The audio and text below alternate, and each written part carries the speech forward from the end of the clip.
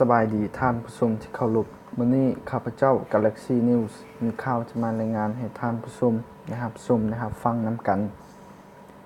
นายกรัฐมนตรีฮุนเซนเป็นหนึ่งในผู้นำที่เดินทางเยี่ยมยามสป.จีนเมื่อท้ายอาทิตย์ที่ผ่านมา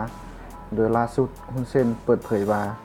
จีนได้ให้คำมั่นว่าพร้อมที่จะให้ความช่วยเหลือกัมพูชาหากสภาพรบตัดสินใจถอนสิทธิพิเศษทางการค้า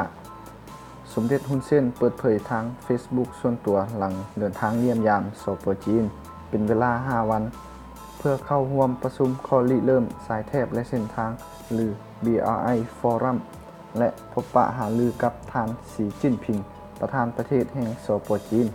ร่วมทางท่านหลีเค่อเฉียงนายกรัฐมนตรีโดยมีการลงนามข้อตกลงทวิภาคีหลายฉบับฮุนเซนระบุว่านายกรัฐมนตรีจีนได้ให้คำมั่นว่าจะมอบความช่วยเหลือให้กับกัมพูชาในกรณีที่สหภาพรบระงับสิทธิพิเศษทางการค้าที่เอิ้นว่า Everything but Arms จากข้อกล่าวหาละเมิดสิทธิมนุษย์และจัดการเลือกตั้งที่บ่เป็นธรรมปัจจุบันรบเป็นตลาดส่งออกหลักของกัมพูชาโดยเฉพาะผลิตภัณฑ์แพนแพ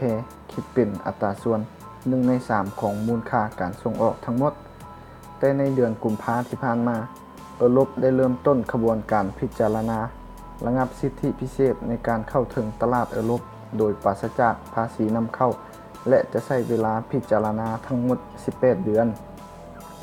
ขณะที่จีนเป็นประเทศที่บริจาค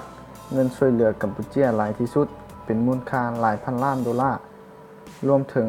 การปล่อยกู้การพัฒนาโครงสร้างพื้นฐานตามนโยบาย1แนวทาง1เส้นทางฮุนเซนกล่าวว่าการเยี่ยมยามจีนในครั้งนี้กัมพูชาได้บรรลุข้อตกลงกับหัวเว่ยในการเข้าพัฒนาระบบ 5G ในประเทศจีนจะนำเข้าข้าวสาร 400,000 ต้นจากกัมพูชาและจีนจะมอบเงินช่วยเหลือให้กับกองทัพกัมพูชามูลค่า600ล้านหยวนหรือประมาณ700กว่าตื้อกีบ